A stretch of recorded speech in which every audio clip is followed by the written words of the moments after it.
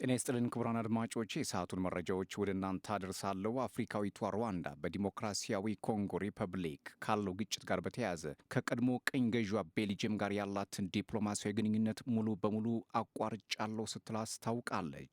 ቤልጅየምን በሩዋንዳ ላይ ያልተገደበ አስተያየት በመስጠት የከሰሰችው ኪጋሊ የቤልጅየም ዲፕሎማቶች ሀገሪቱን በ48 ሰዓታት ውስጥ ለቀው እንዲወጡ ማዛለች። ቤልጅየም ተመሳሳይ እርምጃም ወስዳለች እየተባለ ነው። የቤልጅየም የውጭ ጉዳይ ሚኒስትር ማክሲም ፕሪቮት ሩዋንዳ የወሰደችው እርምጃ ተመጣጣኝ አለመሆኑንና በማንስማማበት ወቅት ሩዋንዳ ንግግር ለማድረግ ፍላጎት እንደሌላት የሚያሳይ ነው ብለዋል። ሚኒስትሩ አክለውም የሩዋንዳ ዲፕሎማቶች በሀገሪቱ ተቀባይነት የላቸውም ብለዋል። ሩዋንዳ በምስራቅ ኮንጎ ጥቃት እየፈጸመ ያለውን የኤም23 አማጺ ቡድን በመደገፍ ክስ እየቀረበባት ሲሆን የአፍሪካ ሀገራት ተኩስ አቁም እንዲደረግ ጥረት በማድረግ ላይ እንደሆኑም የአፍሪካ ሀገራት ተኩስ እንዲቆም ጥረት በማድረግ ላይም ናቸው ተብሏል። አማጺ ቡድኑ በመንግስት ኃይሎች ላይ ጥቃት በመክፈት በምስራቅ ኮንጎ ያሉ ሁለት ትልልቅ ከተሞችንም ተቆጣጥሯል ተብሏል።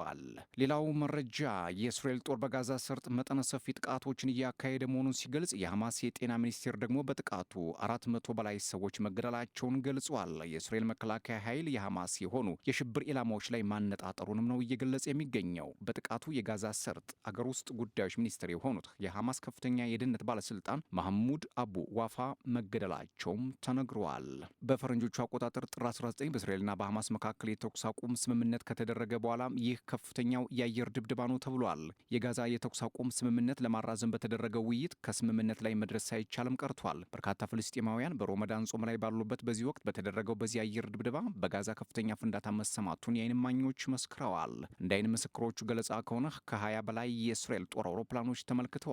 ከዚያም አውሮፕላኖቹ በጋዛ ከተማ ራፋ፣ ካን ዩኒስ ኢላማዎቻቸው ላይ ቦምብ በማዝነብ መጀመራቸው ተናግረዋል። የእስራኤሉ ጠቅላይ ሚኒስትር ቤንያሚን ኔታንያሁና የመከላከያ ሚኒስትር እስራኤል ካትዝ ጥቃቱ እንዲፈጸም ማክሰኞ ጠዋት ማዛቸውን የጠቅላይ ሚኒስትር ጽህፈት ቤት መግለጫ አስታውቋል። ይህ የሆነው ሐማስ ታጋቾችን ለመልቀቅ በተደጋጋሚ እምቢተኛ በመሆኑ እንዲሁም ከአሜሪካው ፕሬዚደንት መልእክተኛ ስቲቭ ዊትኮፍና ከአደራዳሪዎች የቀረበለትን ምክር ሀሳብ በሙሉ ውድቅ ማድረጉን ተከትሎ ነው ብለዋል።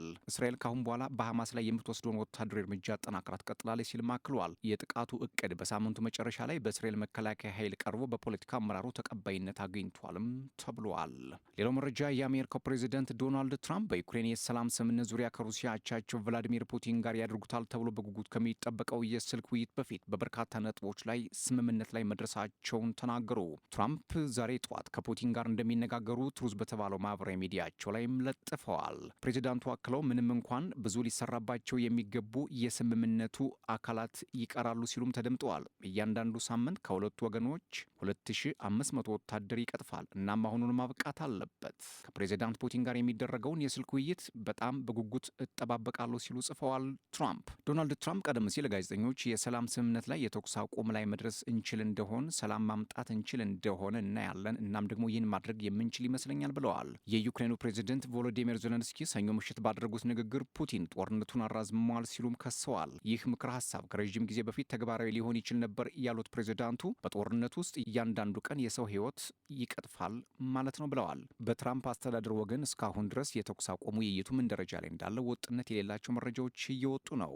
የአሜሪካ የውጭ ጉዳይ ሚኒስትር ማርክ ሩቢዮ በጅዳ ከዩክሬን ባለስልጣናት ጋር ከተገናኙ በኋላ እንደተናገሩት ውይይቱ ጠቅለል ባለመልኩ የድርድር ሂደት ምን እንደሚመስል ላይ የተደረገ እንጂ ነጥብ በነጥብ እየተደረገ አልነበረም ሲሉ ተደምጠዋል። ሞስኮ ውስጥ ከፑቲን ጋር የተገናኙት የዩናይትድ ስቴትስ ተወካይ ስቲቭ ዊትኮፍም በጉዳዩ ላይ ቁጥ መረጃ ሰጥተዋል። ይህ በእንዲህ እንዳለ እንግሊዝና ፈረንሳይ ፑቲን ከዩክሬን ጋር የሰላም ስምምነት ላይ መድረስ ይፈልጉ ከሆነ እንዲያረጋግጡ አሳስበዋል። የፈረንሳዩ ፕሬዚደንት ኢማኑኤል ማክሮን ዜሌንስኪ የተኩስ አቁም ሀሳብ ላይ በመስማማት ያሳዩትን ድፍረት አድንቀው ሩሲያም ተመሳሳይ እርምጃ እንድትወስድ ጠይቀዋል። ሞት በቃ፣ በቂ ህይወት ጠፍቷል፣ በቂ ውድመት ደርሷል፣ አፈሙዞች ዝም ማለት አለባቸው ሲሉ ማክሮን በኤክስ ገጻቸው ላይ አስፍረዋል። ዩናይትድ ኪንግደም የውጭ ጉዳይ ሚኒስትር ዴቪድ ላሚ ቅድመ ሁኔታ የሌለው የተኩስ አቁም ስምምነት ላይ መስማማት አለባቸው ብለዋል። ዩናይትድ ኪንግደምና አጋሮቿ ሩሲያ ያለማወላወል እንድትደራደር ለማስገደድ የሚረዱ ልንጠቀምባቸው የምንችላቸው ካርዶች አሉን ሲሉ አስጠንቅቀዋል።